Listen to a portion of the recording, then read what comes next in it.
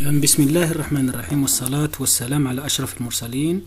إخواني الطلبة، سنقوم بحل هذا التمرين الذي يتحدث في محتواه عن الاحتمالات، حيث في الأول هو أحد بكالوريات التي جاءت في البكالوريات الجزائرية.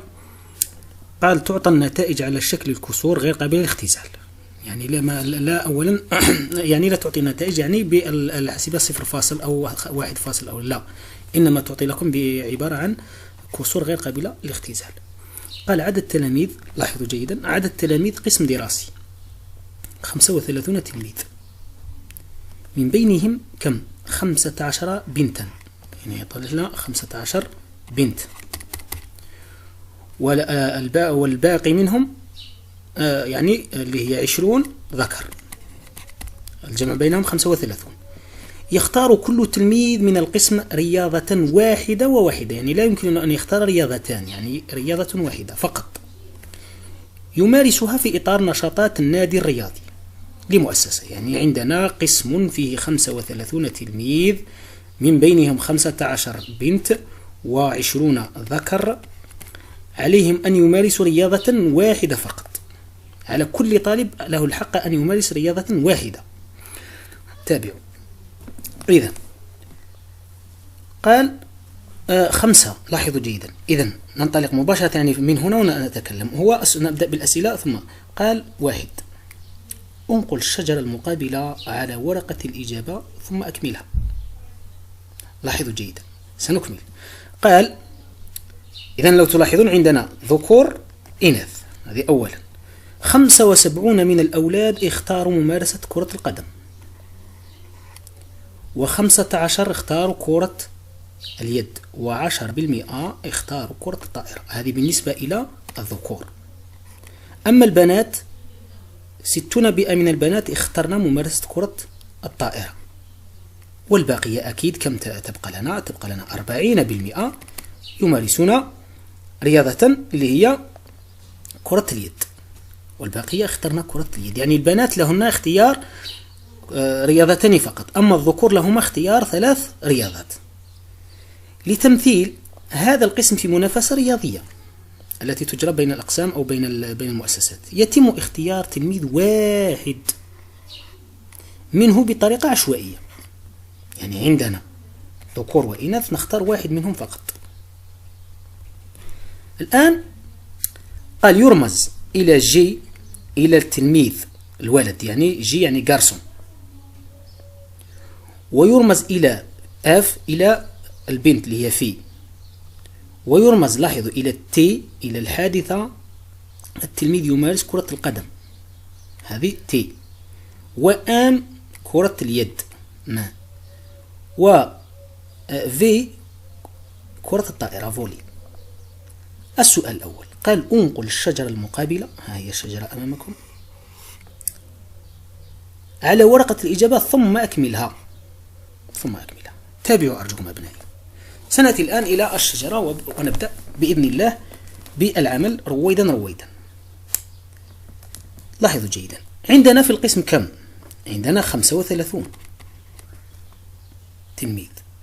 الآن في هذه 35 يوجد ذكور ويوجد عندنا إناث.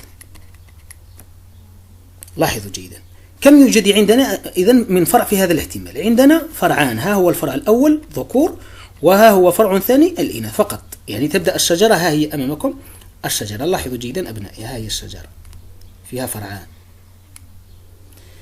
الآن احتمال، الآن هنا قال جي يمثل الذكور، لاحظوا أرجوكم، ها هي جي الذكور، والأف بنات، ها هي أمامكم، ها هي أف بنات. نبدأ الآن. احتمال أن يكون ذكرا، احتمال أن يكون ذكر، احتمال أن يكون من هذا، يعني لما هم عندنا مجموعة من التلاميذ، لاحظوا جيدا أرجوكم وتابعوا، عندنا مجموعة من التلاميذ، نختار من 35 نختار ذكر. الذكور كم عندنا 20، لأن عندنا 35 15 بنات، ركزوا 15 كم؟ بنت. إذن الذكور كم يكون 20 من 35 اللي هي الحادثة إذن الحادثة هنا لاحظوا هي 20 على ماذا؟ على 35. الحادثة الملائمة على الحادثة الممكنة. الحوادث الممكنة هي 35. تابعوا جيدا. أما البنات، لو نأتي إلى البنات تابعوا جيدا. ما هو البنات؟ يكون احتمال أن يكون يعني من هذه لما نقوم مع عملية السحب يعني تلميذ من 35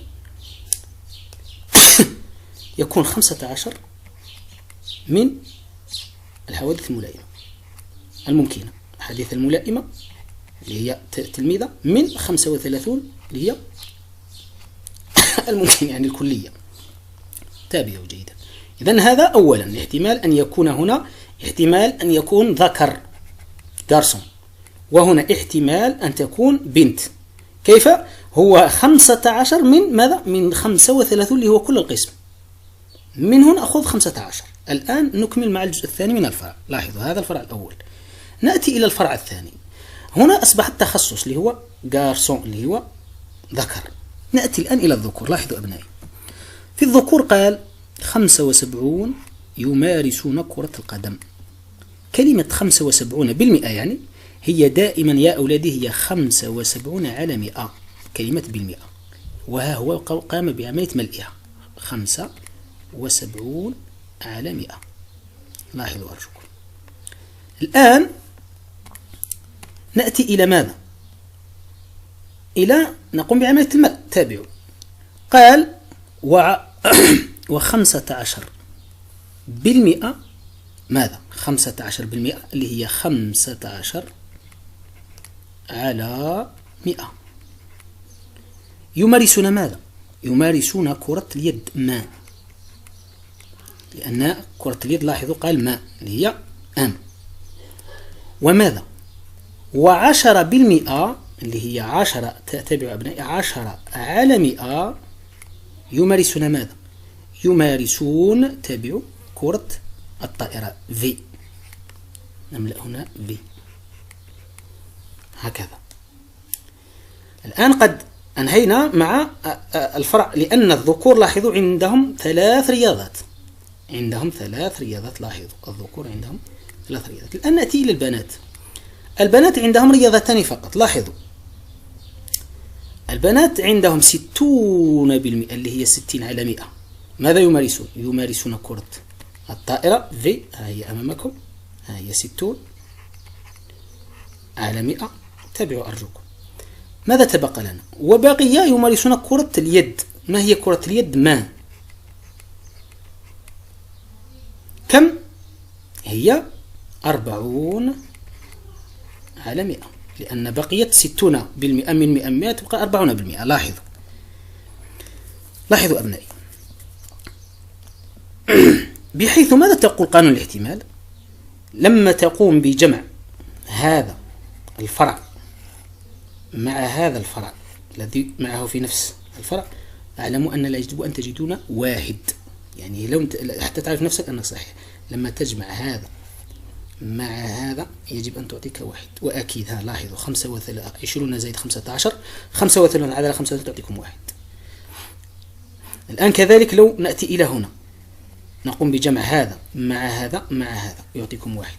كذلك هذا مع هذا يعطيكم واحد. يعني هذه من القوانين، قوانين الاحتمالات، أن لما تقوم بجمع احتمالات الفرع، احتمالات هذه الشجرة هنا في الفرع الأول مع هذا تعطيك واحد. وكذلك هذا مع هذا يجب أن تجد واحد. يعني مجموع الاحتمالات تساوي واحد. الآن قال ثم أكملها. يعني الآن نأتي إلى هنا أبنائي، نأتي إلى هذه الحادثة. لماذا؟ الحادثة أن يكون، لاحظوا أن يكون، تابعوا أرجوكم، أن يكون ذكرا ويمارس، وكلمة يمارس ماشي أو، يكون ذكر ويمارس كرة القدم. لاحظوا أن يكون ذكرا، هي ذكرا يمارس كرة، وكلمة تقاطع يعني في كلمة وأولادي هي معناه في الرياضيات، هي رمز في أو زائد. لما تقول أو اعلم أنها كلمة زائد. إذن أن يكون ذكرا، لاحظوا ذكرا، ويمارس كرة القدم. ما معناها؟ معناها يا أبنائي هو هذا في هذا 20 على 35 في كلمة، لأن كلمة و يعني في ذكرا، ها هو ذكرا ويمارس كرة القدم. كرة القدم ها هو احتمالها 75 تعطي لنا ماذا؟ تعطي لنا، لاحظوا كيف نقوم بحساب، يعني 20 في على 35 في 75 على ماذا؟ على 100. الآن يعني يمكن لنا أن نختزل. لو نختزل مثلا، تابعوا أرجوكم حتى تتعلموا يعني كيف نقوم بعمل هذه العملية، لأنه قال الكسور غير قابل للاختزال. ثم يعني نعطيكم الطريقة، ثم بقية نكمل مباشرة. ماذا تعطي لنا؟ تعطي لنا 20، هذا يختزل مع هذا، كم يبقى لنا؟ لما نختزل 100 مع 20 تبقى لنا 1 على 35. هنا تبقى لنا ماذا؟ 5. أن هنا في الأصل، هذه في الأصل أبنائي هي 5 في 20 في 20 يختزل هذا مع هذا. الفوق بقيت لنا 75. تابعوا 75 لو نقوم بعملية القسمة على ماذا؟ على 5. 5 من هنا و5 من هنا، كم تعطي لنا؟ تعطي لنا الفوق 15 على ماذا؟ 15 على 35. لو نكمل نختزل من هنا 5 ونختزل من هنا 5 تبقى لنا 3 على 7. ها هي أمامكم، ها هي النتيجة قد أعطيت لنا، هي كم؟ 3 على 7. ها هي أمامكم، وهي 0 لا يمكن أن يكون قانون الاحتمال أن يكون 1 فاصل أول، دائما 0 حتى 1. الآن نأتي إلى القضية هذه. كيف نقول هنا؟ نقول احتمال أن يكون ماذا؟ ذكرا ويمارس كرة اليد. لاحظوا حادثة أن يكون ذكرا وكلمة وفي، يعني ماذا تساوي؟ تلاحظ تساوي لنا 20 على 35 في ماذا؟ في 15 على 100. وأكملوا الاختزال. هنا حادثة أن يكون ذكرا ويمارس ماذا؟ يمارس كرة الطائرة. تساوي لنا ماذا أبنائي؟ تساوي لنا هذا في كلمة وفي تساوي لنا 20 على 35 في 10 على 100. ونكمل الحساب بعملية اختزال. هنا نأتي الآن إلى هنا، أن تكون الحادثة أن تكون فتاة بنت وتمارس كرة اليد. كم؟ تصبح 15 على 35 في، لأن كلمة و في 40 على 100. والحادثة الأخيرة اللي هي أن تكون بنت وكلمة وقلت هي في وتمارس كرة الطائرة. تساوي أبنائي 15 على 35 في 60 على 100. بهذه البساطة قد أكملنا هذه الشجرة، يعني أتممناها نهائيا، يعني بالحساب هنا هكذا. الآن بعد ما أتممنا وأنتم عليكم بعملية الاختزال هنا، يعني تعلموا كيف تختزلوا كما شرحت من قبل، نتحصل على هذا التالي. ها هي الآن الشجرة مملوءة، الشجرة مملوءة هكذا بعملية اختزال، إلا أن نلاحظ هنا يعني وجه الاختلاف فقط. ممكن يذهب تركيزكم. لاحظوا هنا عندنا في، ها هو في وها هو آن. أحذروا من ذلك. هنا أصبحت، لاحظوا هنا أصبحت عفوا، هنا أصبحت عندنا ماذا؟ ها هي الفي قلبت فقط، يعني لم يحدث أن الفي أصلا كم عندها. الفي عندها 60 وهنا أصبحت عندها 40. إذن هنا أصبح يوجد خطأ عندهم في عفوا هنا يعني بعملية السحب هكذا. سنكمل العمل. لاحظوا جيدا أرجوكم. إذن سنكمل أبنائي هنا عملية الاختزال. لما نقوم بعملية الاختزال كم تصبح لدينا هذه العملية؟ سنكمل عملية الحساب، تابعوا جيدا.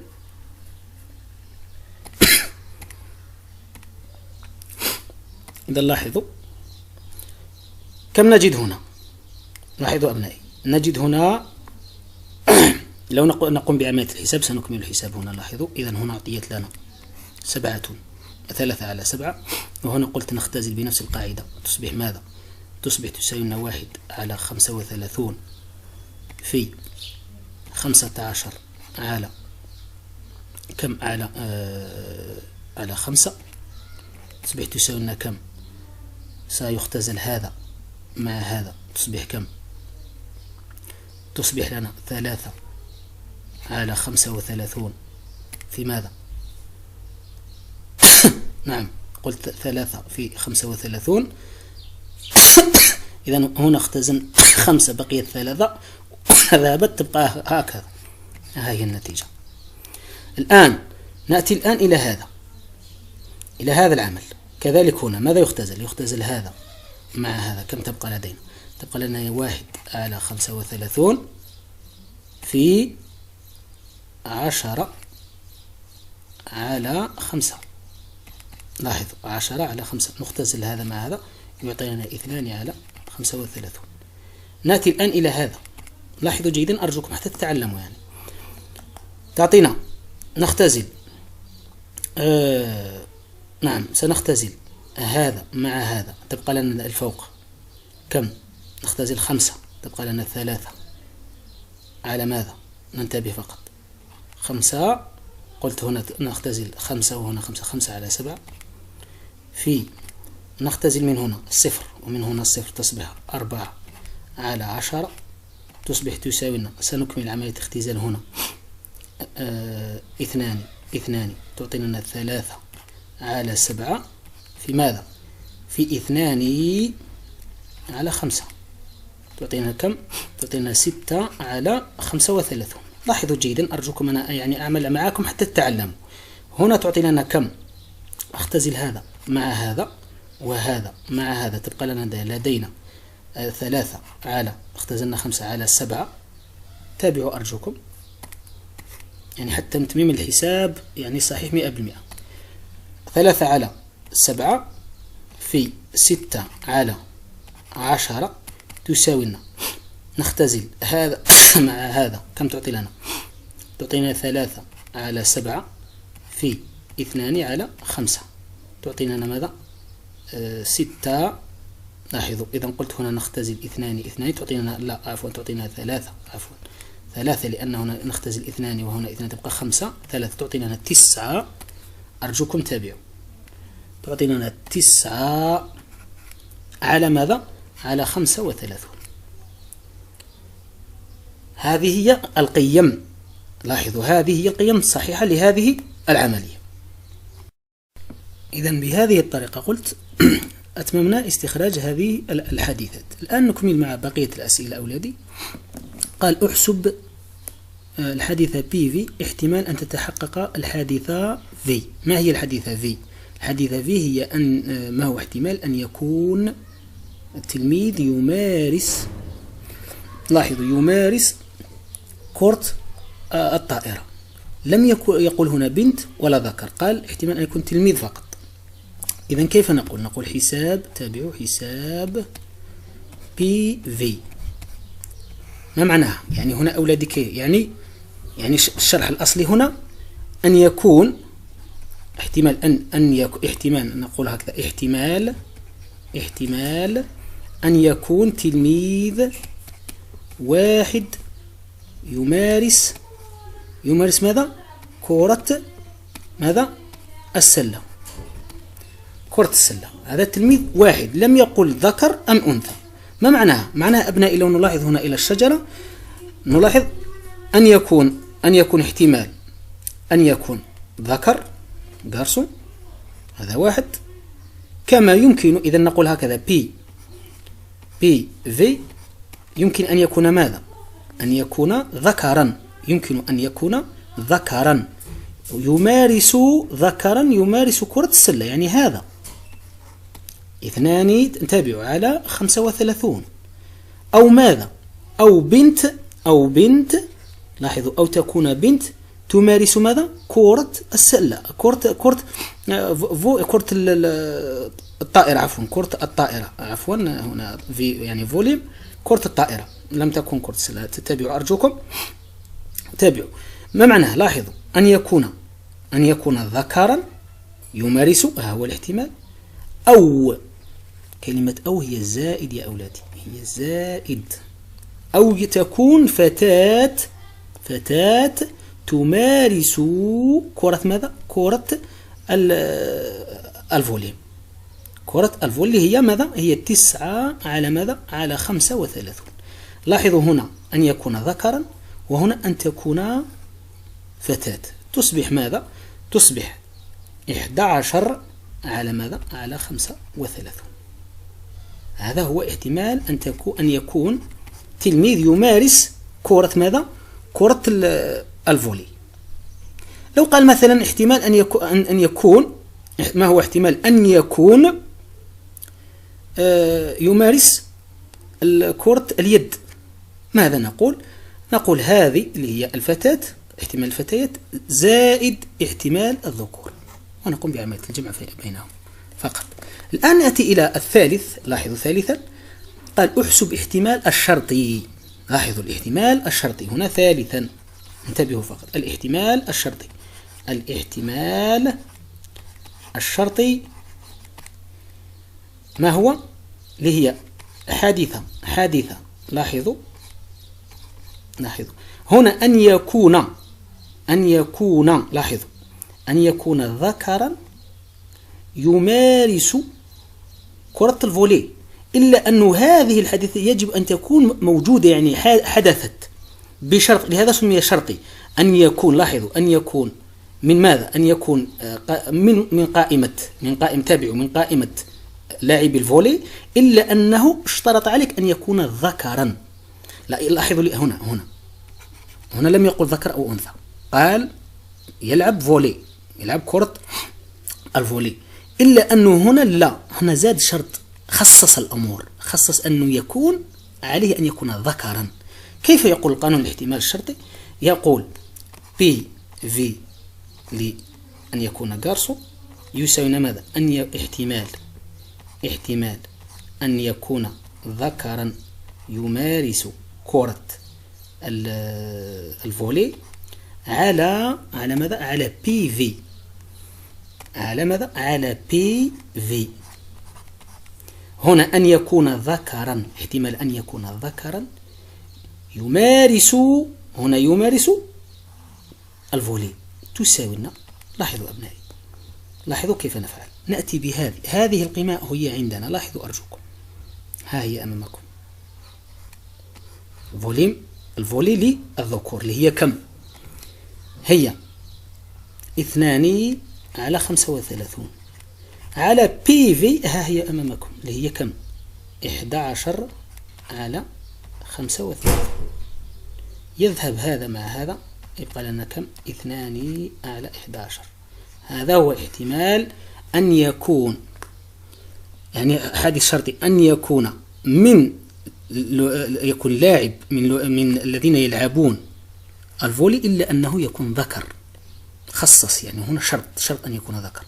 فيه يعني كان يقدر أن يقول ما هو احتمال أن يكون بي في اف، يعني في شرط، يعني بي في لإف ماذا يساوي؟ يساوي بي لي أن تكون فتاة تمارس الفولي على مجموع، على احتمال أن يكون من اللاعبين الفولي، تصبح كم؟ سينا ها هي أمامكم، هي 9 على 35 الكل، يعني خط تساوي، عفوا سيكون هنا على بي في اللي هو ها هو عندنا اللي هو 11 على 35 تعطي لنا كم؟ اختزل هذا مع هذا تعطي لكم 9 على 11. هذه حتى يكون PVF اللي هو احتمال شرطي أن تكون فتاة من لاعبين الفولي. نأتي الآن إلى السؤال الأخير. عفوا، تابعوا أبنائي. عفوا، ربما نحتاج هذه القيم.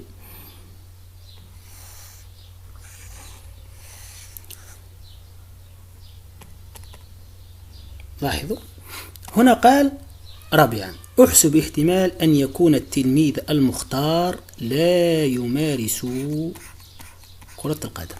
لا يمارس كرة ماذا؟ القدم. كلمة لا يمارس معناه الحادثة العكسية. إذا رابعا الحادثة العكسية كيف نقول P كرة القدم ما هي؟ هي تي. ها هي تي. الحادثة العكسية معناها أن لا تحدث. تساوي لنا ماذا القانون؟ يساوي لنا 1 احتمال الكلي ناقص ماذا؟ أن تحدث حادثة. هكذا. لاحظوا جيدا، تابعوا أرجوكم. قلت هو أن تحدث، تابعوا. عفوا، نعم.